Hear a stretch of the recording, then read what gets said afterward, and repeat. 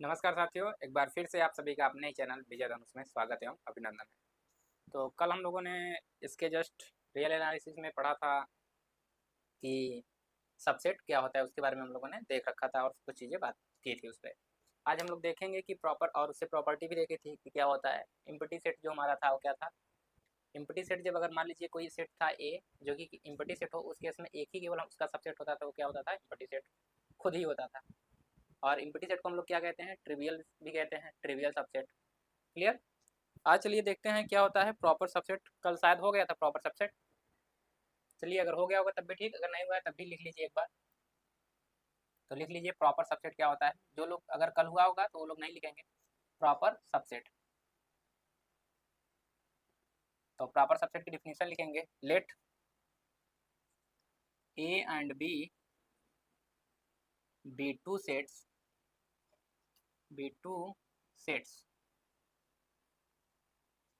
we say that A is proper subset of B if and only if for all x belongs to A imply कर जाए x belongs to कहाँ पर B and there exist x belongs to कहाँ पर B में, sorry there exist x belongs to B such that, इस तरीके से, या एंड या बट करके लिख सकते हैं, but x does not belong to कहाँ पर A। तो हम क्या कहेंगे, A क्या है, B का क्या है, proper subset, and it is denoted by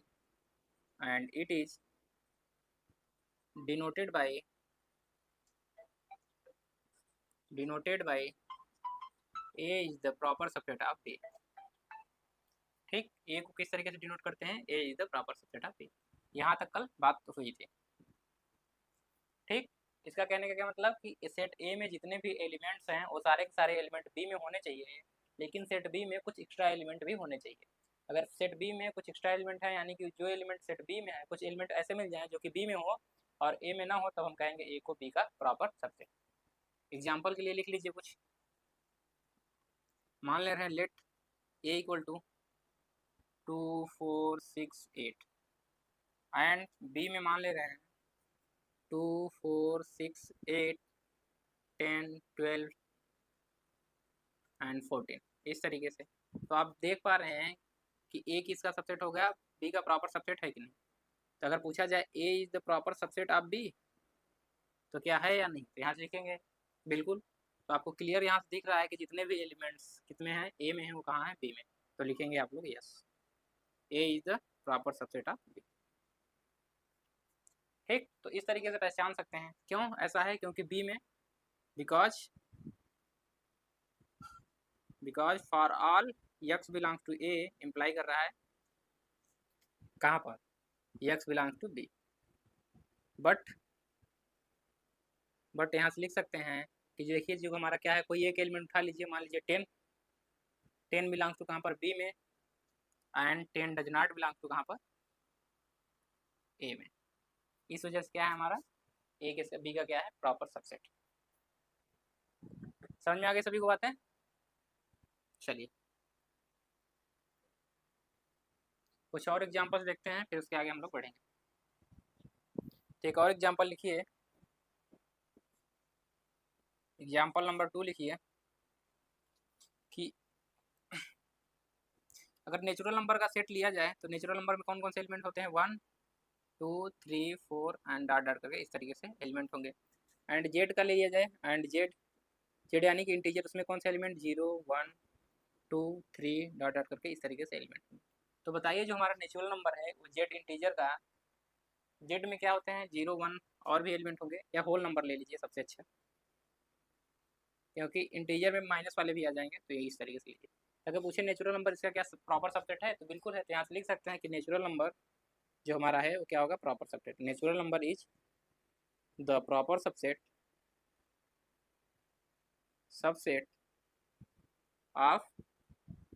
of whole number because for all x belong to कहाँ पर, नेचुरल नंबर में इम्प्लाई कर देगा कि for all belong to natural number x कहाँ बिलोंग कर जाएगा, होल नंबर में। बट देयर एग्जिस्ट, कुछ एक नंबर हमारा क्या मिल गया, जीरो, जो कि बिलोंग कर रहा है। देयर एग्जिस्ट का मतलब होता है at least one. At least one का मतलब है कम से कम एक, ज़्यादा से ज़्यादा दो, तीन, चार, कुछ भी हो सकता है। तो यहाँ से जीरो एक मिल गया कहाँ पर, होल नंबर में, आप लोग देख पा रहे हैं, जो कि इसमें तो है। But and zero does not belong to कहाँ पर, या सच दैट कर सकते हैं, सच दैट इस प्रकार से मिल गया कि जो हमारा जीरो है कहाँ नहीं बिलोंग कर रहा है, या बट ही करके लिख लीजिए, या एंड करके, and zero does not belong to कहाँ पर, डब्लू था यहाँ पर, तो यहाँ क्या लिखेंगे, नेचुरल नंबर, दैट इज, या यहाँ से लिख सकते हैं कि natural number is sub proper subset of whole number. तो इस तरीके से लिख सकते हैं। तो ये भी एग्जाम्पल लिख लीजिए। अब इस तरीके से आप पहचानना सीख गए हैं कि प्रॉपर सबसेट क्या होता है। अब चलिए लिखते हैं ऑपरेशन ऑफ सेट्स। तो आप लोग ऑपरेशन पढ़े होंगे, यूनियन, इंटरसेक्शन और बहुत सारी चीज़ें 11th-12th में आप लोग पढ़ के आए हैं, लेकिन यहाँ पर कुछ चीज़ें प्रूव भी करनी है।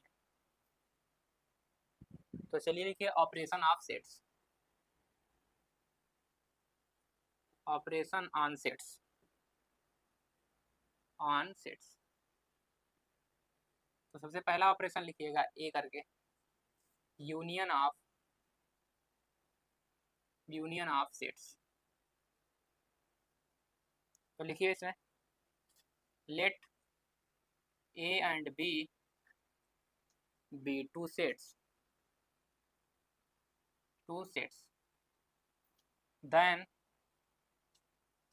then the union of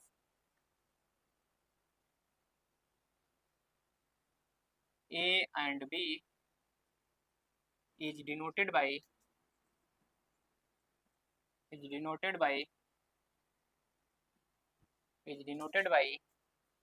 A union B and defined as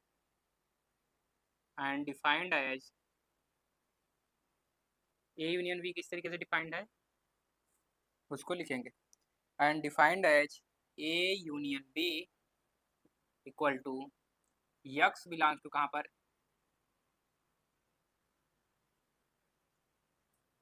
x such that x belongs to A और यक्स बिलोंग्स टू B। इस तरीके हमारा क्या डिफाइंड है, यूनियन डिफाइंड। तो इस तरीके से लिखिए कि ए यूनियन बी में वे एलिमेंट आएंगे जो कि या तो ए में हो या तो बी में। क्लियर, समझ में आया। तो ए यूनियन बी किस तरीके से डिफाइंड है, ए यूनियन बी में वे सभी यक्स आएंगे जो या तो यक्स में हो या तो बी में हो। यहाँ से एग्जाम्पल के रूप में समझ सकते हैं आप लोग ऐसे, जैसे मान लीजिए रहे हैं let A equal to 2, 4 and 6 ले ले रहे हैं, एंड बी इक्वल टू हम लोग ले ले रहे हैं 1, 2, 4 एंड 3। तो अगर निकालेंगे यहाँ से ए यूनियन बी तो क्या आ जाएगा, ए यूनियन बी में वो सभी एलिमेंट रखने हैं जो या तो ए में हो या तो बी में। तो ए में देखिए क्या है, 2 है, फिर ए में देखेंगे 4 है, 6 है, तो इसमें आ गया। अब बी में देखिए कौन सा एलिमेंट है, देखिए यहाँ पर 1 है, 2 है एंड 4 है एंड 3 है। ठीक, तो ये सभी एलिमेंट लेने हैं। लेकिन यहाँ पर ध्यान देखिए कि आप जानते हैं कि सेट में एलिमेंट का रिपीटेशन नहीं अलाउ नहीं है। अगर सेट में एलिमेंट का रिपीटेशन अलाउ नहीं है तो क्या करेंगे, देखिए यहाँ पर 2 यहाँ पर भी है, यहाँ पर भी है, यानी इन दोनों में जो है वो तो लेना ही लेना है, और जो एक्स्ट्रा एलिमेंट है उसको भी ले लेना है। तो एक 2 को हटाएंगे यहाँ से, और साथ में क्या बचा है, 4 यहाँ पर भी है, यहाँ पर, तो एक 4 को भी हटाएंगे। अब 4 यहाँ पर भी है, 6, 1 एंड 3। तो इस तरीके से आप लिख सकते हैं। आर्डर भी मैटर नहीं करता है, चाहे आगे पीछे करके लिखें, तो इसको सही से अगर लिखना चाहें तो लिख सकते हैं 1, 2, 3, 4 एंड 6, इस तरीके से। तो हमारा ए यूनियन बी के आगे ए, यानी कि ए यूनियन बी में कौन से एलिमेंट आते हैं, या तो ए एक्स में हो या तो बी में हो या तो दोनों में हो। आर का मतलब क्या होता है, आर का मतलब जब भी पढ़ें इसका मतलब होता है यूनियन का, या तो एलिमेंट ए के हो या तो एलिमेंट बी के हो या तो दोनों के एलिमेंट हो सकते हैं, इसमें ए यूनियन बी। तो ये लिख लीजिए एग्जाम्पल के रूप में, और इसके आगे हम लोग बढ़ेंगे। ये सारी चीज़ें पूछी नहीं जाएंगी कभी भी एग्जाम में, लेकिन इनको जानना जरूरी है, क्योंकि अभी ऑपरेशन इस पर पढ़ेंगे जो प्रूव करना है, commutative and associative law and distributive law तो वो सारी चीज़ें पूछी जाएंगी। तो अगर यूनियन ही जब आपको नहीं पता होगा तो उसको नहीं कर पाएंगे, और जो चीज़ें एग्जाम में पूछी जाएंगी उस पर हम स्टार लगा दिया करेंगे। अब लिखिएगा इंटरसेक्शन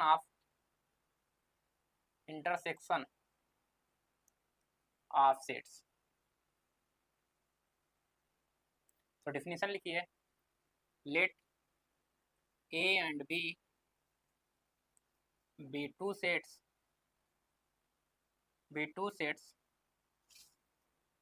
then the intersection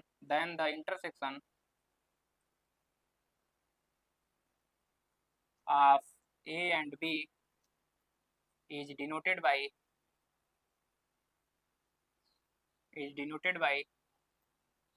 किस तरीके से डिनोट किया जाता है, A इंटरसेक्शन B, इस तरीके का सिंबल यूज किया जाता है। एंड डिफाइंड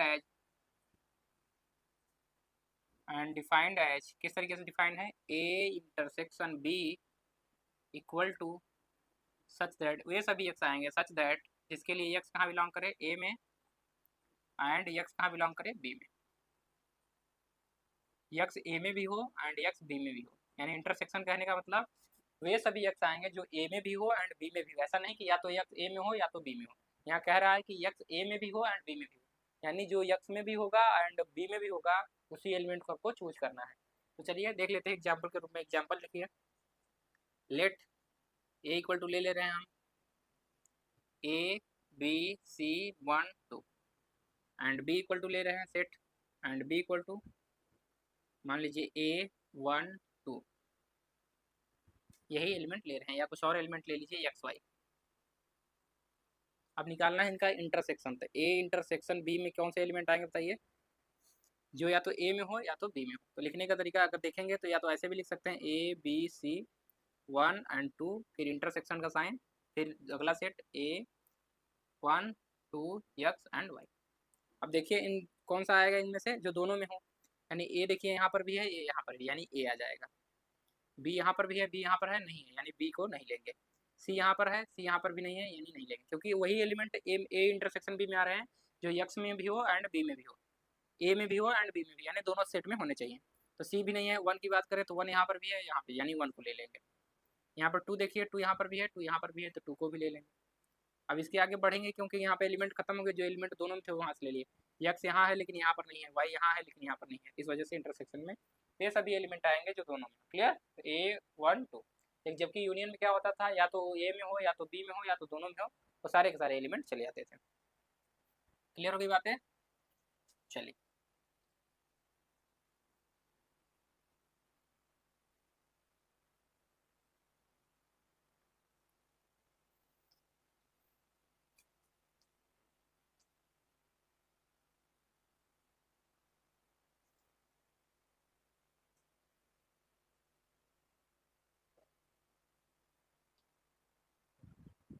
कुछ रिमार्क पॉइंट करके लिखिएगा यहाँ से, रिमार्क।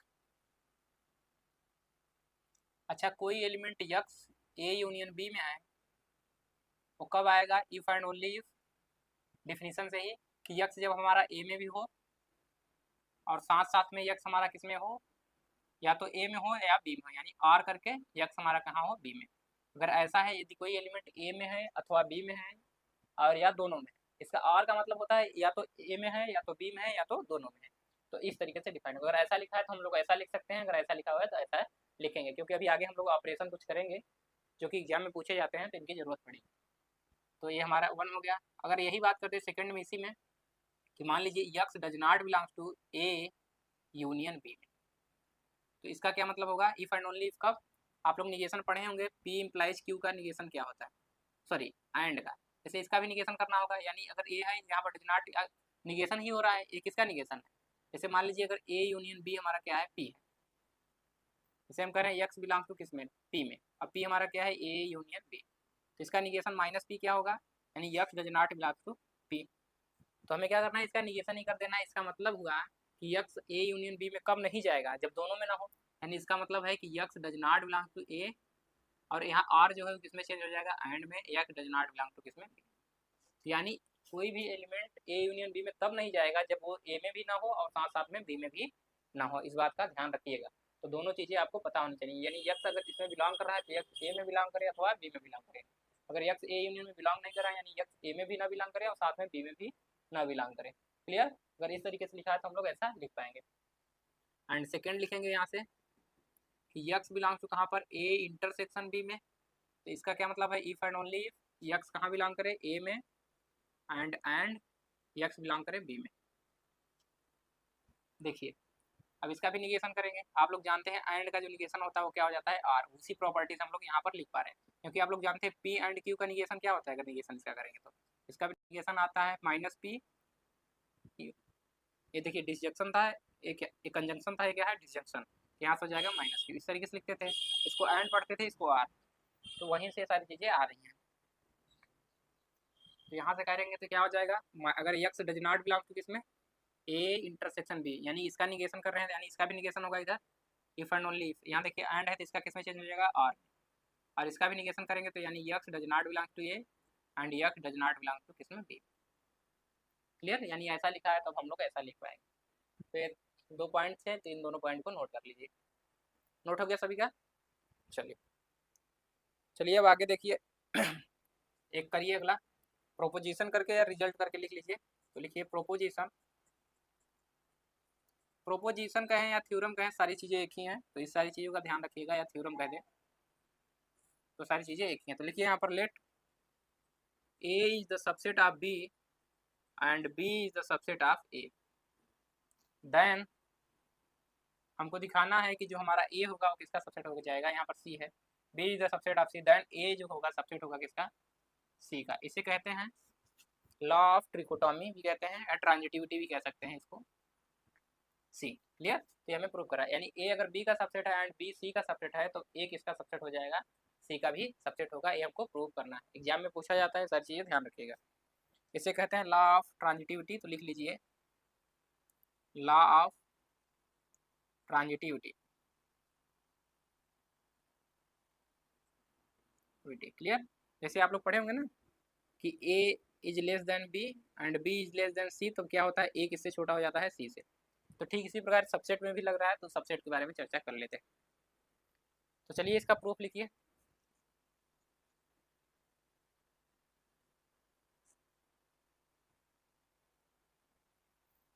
तो प्रूफ कैसे करेंगे, देखिए ए किसका सबसेट है, बी का, एंड बी किसका सबसेट है, सी का। तो यहाँ से मान लेंगे लेट यक्स बिलोंग टू कहाँ पर, ए में। हम मान ले रहे हैं यक्स कहाँ बिलोंग कर रहा है, ए में। और हमें गिवन क्या है कि A is subset of B and B is the subset of C. तो since A is the subset of B, अगर ए बी का सबसेट है, इसका मतलब क्या करेगा, ये इंप्लाई करेगा कि यक्स हमारा कहाँ है, ए में है, यानी यक्स बिलोंग कर रहा है कहाँ पर, ए में। तो ए देखिए ए हमारा किसका सबसेट है, बी। ए हमारा कहाँ बिलोंग कर रहा है, इसमें। और ए हमारा सबसेट कहाँ है, ए किसका सबसेट है, बी में। तो ये इंप्लाई कर जाएगा कि एक्स हमारा कहाँ चला जाएगा, बी में, यानी एक्स बिलोंग टू कहाँ पर, बी में। क्यों बी में गया, क्योंकि ए हमारा क्या है, बी का सबसेट है। अगर कोई एलिमेंट ए में भी है तो कहाँ भी होगा, बी में। और बी में अगर चला गया तो फिर लिखेंगे कि बी हमारा क्या है, बी हमारा किसका सबसेट, सी, बी सी ए का। तो यहाँ लिखेंगे सिंस, यहाँ क्या लिखेंगे, B is the subset of C. तो ये इंप्लाई कर जाएगा यहाँ से कि जो हमारा यक्स कहाँ जा जाएगा, अब सी में। क्लियर? यानी कोई एलिमेंट हमने कहाँ लेके चला था, ए में लेके चले थे, और कहाँ पर दिखा दिया, सी में। यानी यक्स बिलोंग्स टू ए, ये क्या इंप्लाई कर गया कि यक्स हमारा कहाँ है, सी में। इसका मतलब क्या हुआ कि A is the subset of C. तो यहाँ से आप लिख सकते हैं, इंप्लाई कर गया कि A is the subset of सी। यही हमको प्रूव करना था, तो ये हमारा यहाँ से प्रूव हो गया। ठीक, तो लिख लीजिए इसको। क्लियर हुई बातें सबको, मिटाए?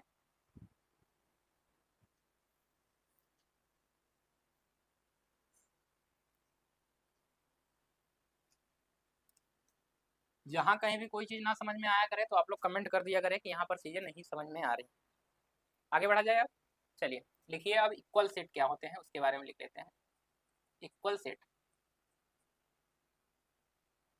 तो डिफिनेशन लिखिए, let A and B be two sets then A is called, then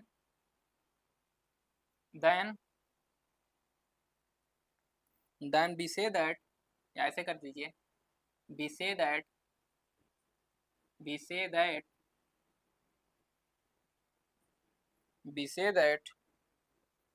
A is equal to B. A is equal to B if and only if for all x belongs to A imply करे x belongs to B and for all x belongs to B imply करे x belongs to A. It is denoted by it is denoted by A equals B. Clear? यानी दो set कब equal कहे जाएंगे जब set ए के जितने भी एलिमेंट्स हैं वो सेट बी के हो जाएं एंड सेट बी के जितने भी एलिमेंट्स हैं वो सेट ए के हो जाएं. क्लियर? इसका यही मतलब है. यानी सेट ए के सेट में जितने एलिमेंट्स हैं वो सेट बी में भी होने चाहिए और सेट बी में भी जितने एलिमेंट हैं वो सेट ए में भी होने चाहिए. तब हम कहेंगे ए क्या है, बी के बराबर है. एग्जाम्पल के लिए जैसे मान लीजिए सेट ए में हम लोगों ने लिया है A B C and D and हम लोगों ने बी में लिया है क्या ले लें ए सी बी एंड डी इस तरीके से. तो क्या बताइए ए एंड बी क्या इक्वल सेट हैं? तो बिल्कुल है. भले ही हमारा बी यहाँ पर है सी यहाँ पर बाद में है तो इससे कोई फर्क नहीं पड़ता है. यानी यहाँ पर देख रहे हैं जितने भी एलिमेंट ए में वो भी यहाँ है बी में. यानी से आप कह सकते हैं ए इक्वल्स बी. और कुछ और एग्जाम्पल लेना चाहें तो इस तरीके से भी ले सकते हैं एग्जाम्पल के रूप में. जैसे अगर बनाए कोई सेट ए इस तरीके से लिखते हैं कि ए हमारा किस तरीके से है यक्स बिलोंग टू कहाँ पर नेचुरल नंबर में सच दैट इस तरीके से एन कहाँ से बिलोंग करेगा नेचुरल नंबर से सच दैट इस तरीके से कि हमारा क्या है यक्स इक्वल टू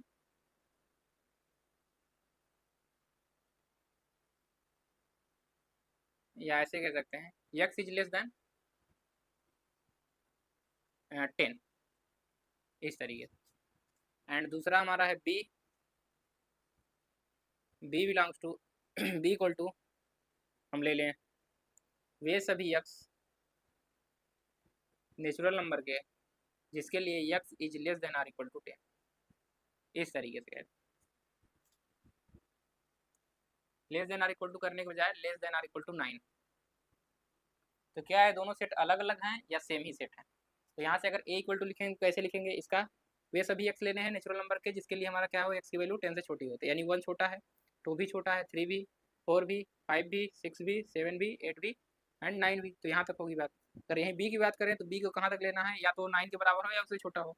यानी 1 2 3 4 5 6 8 और 9 तक तो जा ही सकते हैं. तो 9 यानी ये देख रहे हैं दोनों सेट क्या है बराबर है. तो यहाँ से लिख सकते हैं कि ए इक्वल टू क्या हो जाएगा हमारा बी. समझ में आ गया? तो सेट को कब इक्वल कहेंगे जब उसके एलिमेंट आपस में बराबर हो उनकी संख्या भी क्या हो बराबर हो. चलिए आप समझ में गए होंगे कि इक्वल सेट क्या होता है डिफिनेशन भी.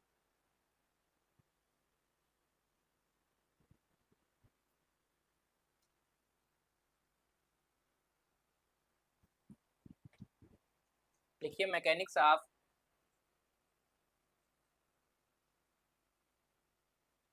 ऑफ या mechanics to prove equal set prove that the set या इक्वल सेट प्रूव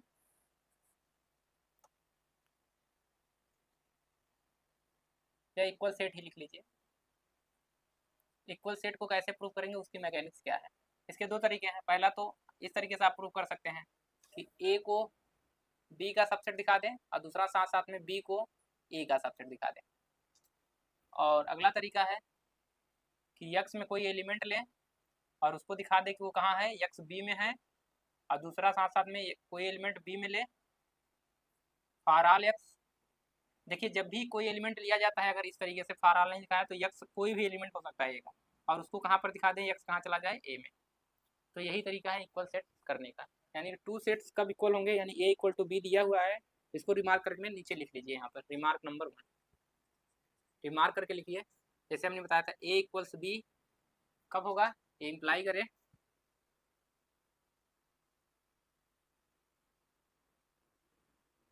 ए इम्प्लाई कर जाए क्या इफ एंड ओनली इफ जब for all x belong to A imply कर जाए एक्स बिलोंग टू बी में, and for all x belong to कहाँ पर, बी में, वो इंप्लाई कर जाए एक्स बिलोंग टू ए में। और आप जानते हैं सबसेट का डिफिनीशन क्या होता है कि अगर for all x belong to A अगर इंप्लाई करा एक्स बिलोंग टू बी, इसका मतलब क्या हुआ, इसका मतलब यही हुआ कि A is the subset of B, and हमारा है इसका मतलब क्या हुआ, B is the subset of A. यही बात थी, तो यही हम लोग देख पा रहे हैं यहाँ से। अभी यूज करेंगे जब कुछ चीज़ें प्रूव करेंगे तो वहाँ इन सब की जरूरत पड़ेगी। B is the subset of, तो दो सेट कब इक्वल होंगे, जब ए बी का सबसेट हो एंड बी किसका सबसेट हो, ए का, तब हम कहेंगे कि ए एंड बी क्या है, इक्वल सेट है। ठीक, तो इसको लिख लीजिए नोट करके। नोट हो गया सभी का। चलिए चलिए अब प्रॉपर्टी लिखिए जो कि एग्जाम में पूछे गए हैं, तो ध्यानपूर्वक देखिएगा। सभी प्रॉपर्टी नहीं प्रूव करनी है, जो जो एग्जाम में पूछा जाएगा, बाकी सारी चीज़ें हम लोग जानते रहेंगे कैसे क्या हो रही है। और ये भी ध्यान रखिए, अगर यहाँ पे अगर दिखाएं कि रिमार्क नंबर 1 था, वो रिमार्क नंबर 2 कर लीजिए। अगर ए बी का बी के इक्वल नहीं है तो कब इक्वल नहीं होगा ए एंड बी के, जब ए बी के इक्वल था तो हम लोग क्या दिखा रहे थे, if and only if A is the subset of B and B is the subset of A.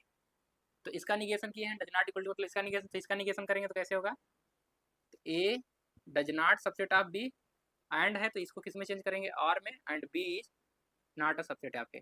या तो क्या हो जाए, ए बी का सबसेट ना हो, या तो बी ए का सबसेट ना हो, या तो दोनों एक दूसरे के सबसेट ना हो, तब भी हमारा क्या होगा, A does not equal to B. यानी यहाँ से हो जाएगा A does not equal to B. Clear, if and only if.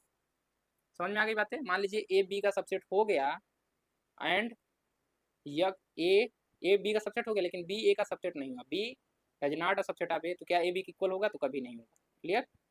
अगर कोई एक कंडीशन यहाँ पर खतरनाक हो जाती है, आर का मतलब कोई एक, इस बात का ध्यान रखिएगा। तो यही लिखने जा रहे हैं, तो ऊपर लिख लीजिए इसको भी, A does not is subset of B if and only if, जब A does not a subset of B, अथवा A does not a subset of, sorry, B is does not a subset of A.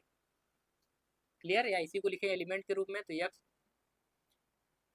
या ऐसे लिखिए, ठीक है, या ऐसे भी लिख सकते हैं, A does not a subset of B, sorry, not equal to A, तो इसको कैसे लिखेंगे, तो सबसेट वाला दिखाना है तो इसी तरीके से लिख लीजिए, कोई दिक्कत नहीं।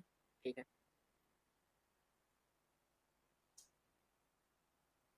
अगर इसी को तोड़ के लिखना चाहे तो ऐसे भी लिख सकते हैं कि देयर एग्जिस्ट, एक एलिमेंट मिले ऐसा एक्स कहाँ पर, ए में, जो कि इम्प्लाई कर जाए सच दैट, इस तरीके से कि वो कहाँ ना बिलोंग करे, x does not belong to B. और यहाँ भी लिख सकते हैं देयर एग्जिस्ट एक्स बिलोंग करे कहाँ पर, बी में, सच दैट, इस तरीके से कि कहाँ पर x does not belong to B. तो ये लिखने के तरीके हैं, कई तरीके से भी लिख सकते हैं, लेकिन यही वाला तरीका हम लोग अपनाएंगे, तो इसको ध्यान में रखिए। क्लियर, बेटाएं इसको।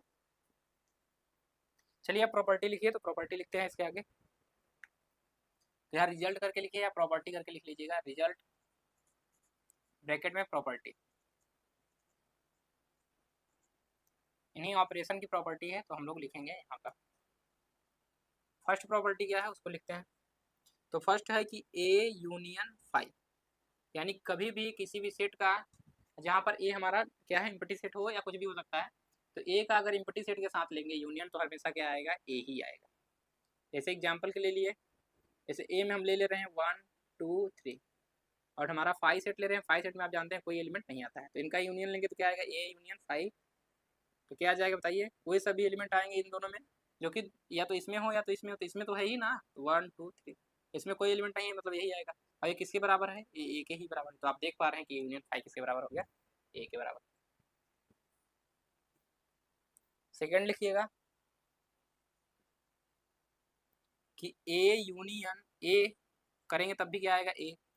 क्लियर, क्योंकि अगर ए में मान लीजिए ए बी सी है, और इसका ए यूनियन ए करें, तो इसका मतलब क्या हुआ कि A B C union A B C. तो इसका ये मतलब थोड़ी हो जाएगा कि जो दोनों में तो ए बी सी ही रखेंगे, ऐसा थोड़ी है। इसको एक बार और रिपीट कर देंगे, ए बी सी, क्योंकि आप जानते हैं कि सेट में कोई किसी भी एलिमेंट का रिपीटिशन नहीं होना चाहिए, यानी ये सारे सारे नहीं आएंगे। तो आप देख रहे हैं किसके बराबर है, ए के ही बराबर है। क्लियर, समझ में आ रही बातें सारी चीजें। चलिए, दिख रहा है सबको। थर्ड लिखेंगे, थर्ड प्रॉपर्टी है A is the subset of A union B, and B is the subset of A union. ये थोड़ी खास प्रॉपर्टी है, इसको ध्यान में रखिएगा। For all the set, for all A B, यानी कोई भी आप सेट लीजिए ए बी, दुनिया का कोई भी सेट हो, चाहे वो इम्पटी सेट हो या नॉन इम्पटी सेट हो, सभी के लिए ये बात होल्ड होती है। क्लियर? तो इस बात का ध्यान रखिएगा कि ए किसका सबसेट होगा, ए यूनियन बी का, एंड बी किसका सबसेट होगा, ए यूनियन बी का। बी किसका सबसेट होगा, ए यूनियन बी का। एग्जाम्पल के लिए ए इक्वल टू हम क्या ले लें, 2 4 6, एंड बी इक्वल टू हम ले लें, चलिए 2 ले लेते हैं, या कोई ऐसा ले लीजिए, ए बी सी ले लीजिए, ए बी सी ही ले ले रहे हैं। तो ए यूनियन बी निकालेंगे तो क्या आएगा यहाँ से एलिमेंट, 2 4 6 तो आएगा ही, और साथ में ए बी एंड सी भी आएगा। क्यों? क्योंकि दोनों में कुछ कॉमन नहीं है। अगर कुछ कॉमन एलिमेंट भी डालना चाहें तो यहाँ डाल लीजिए 2 एंड 4। ठीक, तो इस तरीके से कुछ हो जाएगा। तो आप देख रहे हैं जो ए यूनियन बी है, और ए को देखिए, इसको ध्यानपूर्वक देखिए। तो 2 4 6 यहाँ भी है, 2 4 6 यहाँ भी है, तो यानी ए किसका सबसेट होगा, A is the subset of A union B. और साथ साथ में बी को भी देखेंगे तो बी भी सबसेट किसका हो रहा है, ए यूनियन बी का, क्योंकि ए बी सी 2 4, तो ए देखिए ए बी सी एंड 2 4 यहाँ भी है, यानी सारे बी के भी एलिमेंट यहाँ आ जा रहे हैं, यानी ये दोनों क्या हो जाएंगे, सबसेट। तो यही प्रॉपर्टी हमारी थी। क्लियर है? समझ में आ गई? किसी को कोई दिक्कत? एंड फोर्थ देखिए, फोर्थ प्रॉपर्टी है A union B equal to क्या होगा, बी यूनियन ए। चाहे ए का बी के साथ यूनियन लीजिए या बी का ए के साथ यूनियन लीजिए, तब भी बराबर हो गया। तो यहाँ लिख लेते हैं यूनियन इज कम्यूटेटिव, कम्यूटेटिव। तो ध्यान रखिएगा कि जो हमारा यूनियन होता है कम्यूटेटिव लॉ को होल्ड करता है। एंड फिफ्थ लिख लीजिए A union B union C equal to होता है A union B union C. यहाँ पर लिखिएगा यूनियन इज एसोसिएटिव। ये कहाँ से लिख पा रहे हैं हम लोग, आप लोग पढ़े होंगे यूनियन मतलब और, एंड इसका मतलब एंड होता है, तो आप लोग पढ़े हैं कंजंक्शन एंड डिसजंक्शन। तो एंड यहाँ पर ए बी कम्यूटेटिव है बी, यानी कि ए का बी के साथ पहले यूनियन लीजिए या बी का ए के साथ यूनियन लेंगे तभी बात सही होगी। जैसे मान लीजिए ए में हम ले रहे हैं 2 एंड 4, एंड बी में हम ले रहे हैं क्या, 3 8, इनका यूनियन निकाल रहे हैं ए यूनियन बी, तो क्या आएगा 2 4 and 3 8, and B union A लिखेंगे तब भी क्या आएगा, यहाँ से निकालिए, तो 3 8 2 4। तो आप जानते हैं सेट में ऑर्डर मैटर नहीं रखता है, तो इसको ऐसे भी लिख सकते हैं 2 4 एंड 3 8। तो क्या है, दोनों इक्वल नहीं है, तो दोनों इक्वल है, यानी ये कम्यूटेटिव लॉ को होल्ड करता है। यानी यहाँ पर अगर 3 सेट हैं तो पहले बाद वाले 2 सेट का निकालिए यूनियन, फिर ए के साथ यूनियन लेंगे तो जो रिजल्ट आएगा, या ए का ए को पहले ए, यहाँ पर क्या लिखते हैं, अच्छा इसको एक साथ रखिए, A union B, A union B union C equal to A union B union C. ठीक, तो इस तरीके से लिख सकते हैं। ये सारी चीज़ें जानते रहिए, जो प्रूव करने वाली चीज़ें हैं उसको हम लोग प्रूव कराएंगे, बाकी सारी चीज़ें देखेंगे। ठीक है, मिटाए।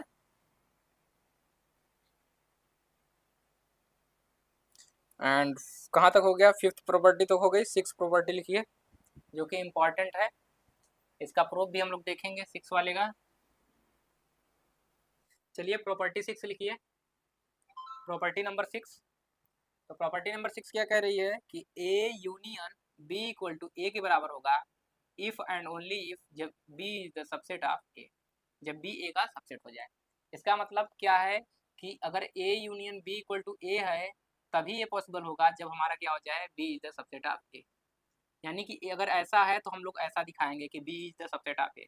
अब मान लीजिए B is the subset of A है, तब हमें क्या दिखाना होगा कि A union B is the subset of A, sorry A union B equal to A. Clear? इस तरीके से इफ एंड ओनली का मतलब अगर ऐसा हो रहा है तो ऐसा होगा, अगर ऐसा हो रहा है तो ऐसा, दोनों साइड से मतलब बातें चल रही। तो चलिए एक बार मान के चलेंगे कि ये होल्ड हो रहा है, फिर इसको दिखाना होगा, इसको होल्ड मान के चलेंगे, फिर इसको दिखाना होगा। तो चलिए लिखते हैं प्रूफ। तो प्रूफ देखिए, तो लेट मान ले रहे हैं, या सपोज दैट कि क्या है, A union B equal to A. अगर हमने ये मान लिया तब हमको क्या दिखाना है कि B is the subset of A. Now we have to prove that, अब हमें क्या प्रूव करना है, नाउ बी है या बी शैल शो दैट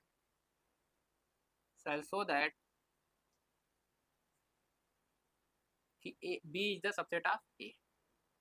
यही हमें प्रूव करना है, तो लिखेंगे फॉर दिस, इसके लिए हम लोग क्या करेंगे, देखिए ए इसके बराबर है, तो आप लोग जानते हैं कि जो हमारा क्या होता है, बी को सबसेट दिखाना है, तो B is the subset of A union B.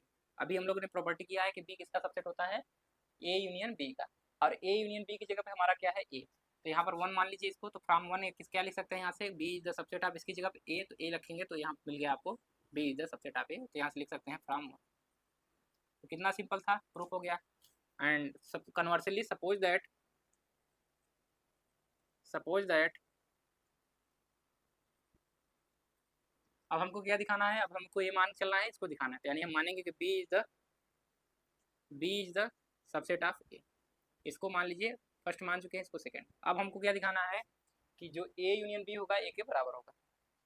तो यहाँ से आप लिखिए ए यूनियन बी निकालना है, तो यानी कि नाउ ए यूनियन बी को कैसे लिख सकते हैं, ए यूनियन बी की जगह पे अगर हम इसको ऐसे लिख सकते हैं ए यूनियन बी, और बी हमारा किसका सबसेट है, ए का सबसेट है, यानी कि अगर ए का सबसेट है तो अगर ए और बी की जगह हम क्या रख दे, ए ही रख दे, तो यूनियन ए।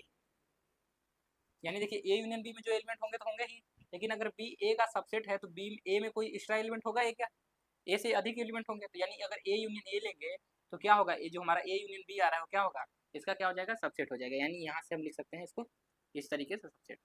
क्यों यहाँ क्यों लिख पा रहे हैं, क्योंकि since B is the subset of A. Clear. तो अगर ए यूनियन ए, और आप लोग जानते हैं कि ए यूनियन ए क्या होता है, ए यूनियन ए के बराबर होता है, तो यहाँ से क्या हो गया, A union B is the subset of A. तो इस तरीके से देख पा रहे हैं, तो इसको कर देंगे किसके, यहाँ से क्या लिखेंगे, यहाँ से हो जाएगा हमारा थर्ड। तो फ्रॉम थर्ड एंड फोर्थ देखिए बी ए का सबसेट है, बी ए का सबसेट है, हमें प्रूव क्या करना है कि ए यूनियन बी। देखिए यहाँ से हमारा क्या मिल गया कि हमारा ए यूनियन बी किसका सबसेट हो गया, ए का सबसेट हो गया। और आप लोग जानते हैं कि सिंस कि जो ए होता है वो सबसेट होता है किसका, A is the subset of A union B. अभी हम लोगों ने पढ़ा है इसके जस्ट ऊपर कि ए सबसेट होता है ए यूनियन बी का, एंड बी भी होता है सबसेट ए यूनियन बी का। तो इसको मान लीजिए फोर्थ, तो फ्रॉम थर्ड एंड फोर्थ क्या हो जाएगा हमारा यहाँ से, तो फ्रॉम थर्ड एंड फोर्थ, तो यहाँ से क्या इंप्लाई कर जाएगा, थर्ड एंड फोर्थ। अगर ए इसका सबसेट है और ए इसका सबसेट है तो क्या हो जाएगा, दोनों क्या हो जाएंगे, इक्वल, तो यानी ए इक्वल टू क्या हो जाएगा, ए यूनियन बी। तो यही हमें प्रूव करना था, तो हमारा ये प्रूव हो गया। क्योंकि अगर हम दिखा दें कि A is the subset of B and B is the subset of A, तो इसका मतलब क्या होता है, ए इक्वल टू बी। यही था इक्वल का दो सेट का भी इक्वल होता है जब एक दूसरे क्या हो जाए सबसेट। तो यहाँ क्या हो रहा है, देखिए यहाँ ध्यानपूर्वक थर्ड नंबर में ए यूनियन बी सबसेट हो रहा है ए का, एंड ए किसका सबसेट हो जा रहा है, ए यूनियन बी को। इसको कहाँ से लिख पा रहे हैं, जो हमने भी प्रॉपर्टी लिखी थी कि ए किसका सबसेट होता है, ए यूनियन बी का। क्लियर है बातें। तो इस तरीके से हमारा ये प्रूफ समाप्त होता है, तो यहाँ से लिख सकते हैं हेंस प्रूफ।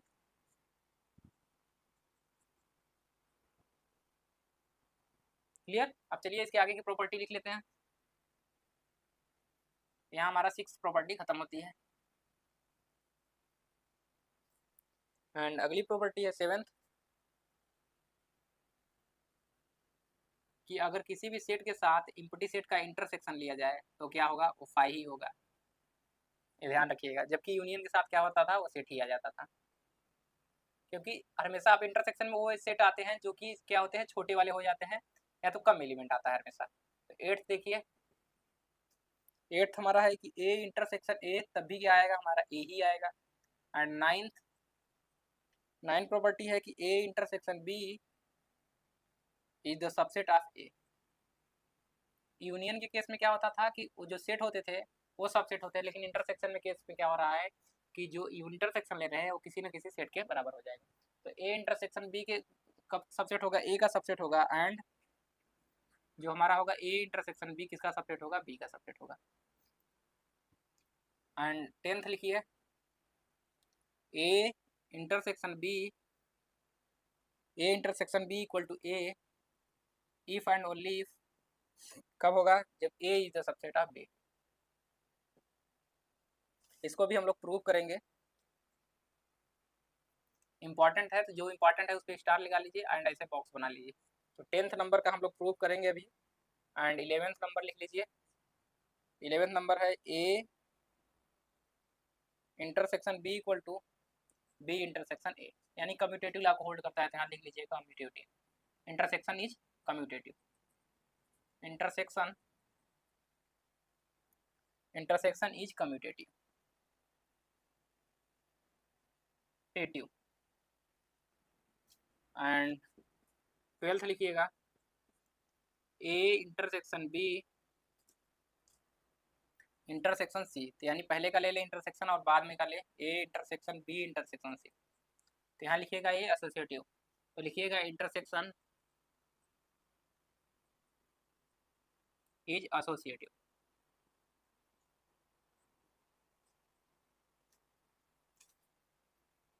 अगला लिखिएगा 13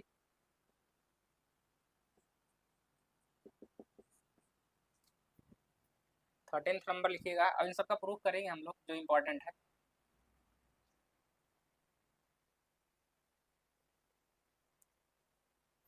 13 हमारा जो है वो है कि A union B intersection C. तो ये क्या लिखा जाएगा, A union B intersection A union C, यानी जो हमारा यूनियन है वो इंटरसेक्शन पे क्या कर रहा है, डिस्ट्रीब्यूट कर रहा है। तो यानी देख रहे हैं इंटरसेक्शन क्या कर रहा है, दो पार्ट में डिवाइड कर दे रहा है, यानी सी को अलग कर दे रहा है एंड बी को भी अलग कर दे रहा है। तो यूनियन क्या कर रहा है, इन दोनों को अलग अलग कर रहा है, इसलिए कहा जाता है डिस्ट्रीब्यूटिव। यानी यूनियन यहाँ पर क्या है, union is distributive,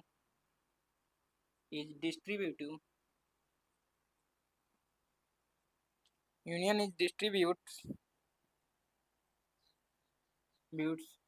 over intersection,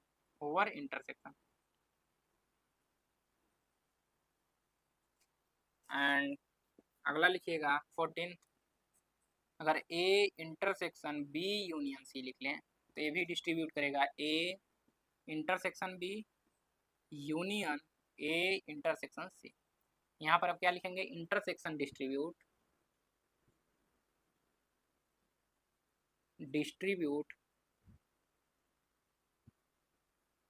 over union. Clear, तो ये भी इम्पोर्टेंट है एंड ये भी इम्पोर्टेंट है, ठीक, तो ध्यान रखिएगा। तो इनका हम प्रूव करेंगे जो इम्पोर्टेंट है क्वेश्चन। ये भी कभी कभी पूछ लिया जाता है, तो इसको ध्यान में रखिएगा। ए इंटरसेक्शन बी इंटरसेक्शन, इसको जल्दी पूछा नहीं जाएगा, यही जब पूछना होगा तो पूछेंगे, एंड इसको पूछेंगे एंड इसको पूछेंगे। क्लियर, तो यही सारी चीज़ें थी। तो आज के लिए हम लोग इतना ही रखेंगे, एंड इसके जस्ट लेक्चर वाले में ये 3 प्रूफ हम लोग करेंगे, proof number 10, proof number 13 and proof number 14। तो इन सभी का प्रूफ ध्यान रखिएगा, जिसका जिसका प्रूफ कराया जा रहा है एग्जाम में पूछने के चांसेस हैं इन सभी के, और जब भी पूछे जाएंगे 5 या 6 नंबर भी पूछे जाएंगे, तो इसके बात का भी ध्यान रखिएगा, ठीक है। तो चलिए आज के लिए इतना रखते हैं, बाकी वीडियो देखने के लिए आप सभी का बहुत बहुत धन्यवाद। बाकी कॉन्टैक्ट नंबर हर लेक्चर में बताया गया, तो वहाँ से आप लोग संपर्क कर सकते हैं अगर वीडियो लेक्चर आप लोगों को चाहिए।